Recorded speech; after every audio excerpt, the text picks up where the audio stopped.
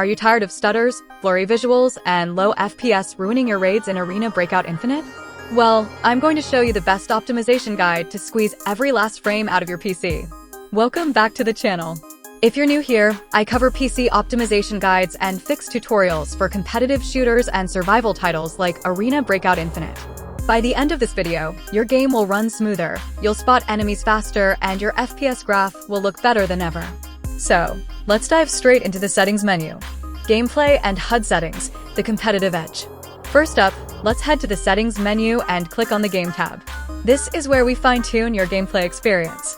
Field of view, FV, crank this as high as you're comfortable with. A higher FOV gives you more peripheral vision, which is a massive competitive advantage. The minor performance hit is well worth the extra awareness. Head shake, set this to low. Less screen shake means a steadier aim, especially during firefights. Extraction point indicator. This is useful for new players, but consider turning it off once you learn the maps. The smoke effect can sometimes obscure your view or reveal your position to extract campers. Auto inspect valuable supplies. Turn this off. You don't want your character automatically inspecting a golden statue when you should have your gun ready to fire. Border brightness. Leave this on high to make lootable items stand out clearly. You can lower it later for immersion, but for now, prioritize spotting loot quickly. Firing blow. Always OFF. This is a visual effect that only serves as a distraction. Focal point. This is personal preference. It puts a dot in the center of your screen, which can help with quick scoping and hip-fire accuracy. If you're an FPS veteran, you might not need it, but it can be a nice training tool. Performance info. Set this to always show. Having your FPS, ping, and packet loss visible in the top left corner is crucial for diagnosing performance issues in real time. Display and image settings, the performance core. Now, click over to the image tab. This is where the real performance magic happens. Screen mode.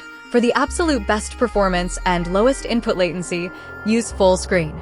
However, if you frequently alt-tab to check maps or Discord, windowed full screen is a convenient alternative with minimal performance loss on modern systems.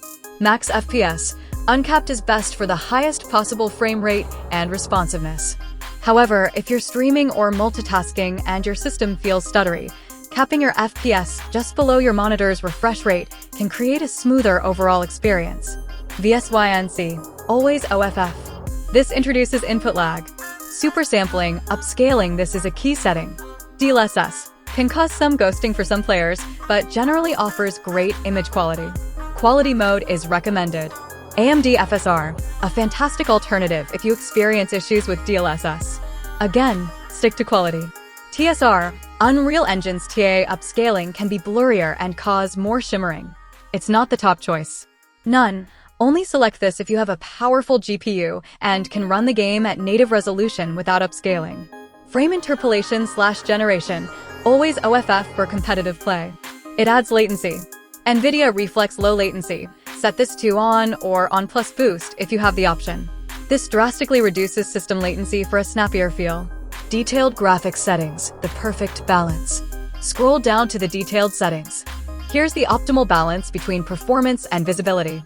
Overall quality, we'll set this manually. Ignore the preset for now. View distance, set this to balanced.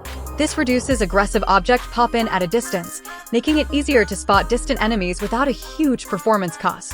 Texture quantity. This is your free quality setting. It uses VRAM, but doesn't typically hurt FPS. Set this as high as your GPU's VRAM allows. 5 to 6 GB VRAM. Balanced. 8 GB plus VRAM. Quality or maximum. Vegetation quality. This is important.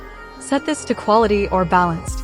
This minimizes the distracting shadow and vegetation pop-in that occurs when you aim down sights, giving you a more consistent visual environment. Everything else, shadows, effects, etc., set these to basic or performance. These settings have a significant performance impact with minimal competitive benefit.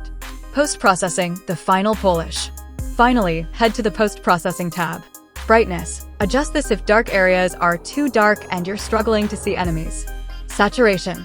A slight bump to 1.3 or 1.5 can make colors pop and help targets stand out. Sharpness. Increase this to around 3, especially if you're using an upscaler like DLSS or FSR. This helps counteract any softening and makes edges clearer. And that's it. If you found this guide helpful, Smash that like button and subscribe for more Arena Breakout Infinite guide. With these settings, you'll maximize FPS, keep input latency low, and maintain crystal clear visuals to spot enemies before they spot you. Thanks for watching, and I'll see you in the next one.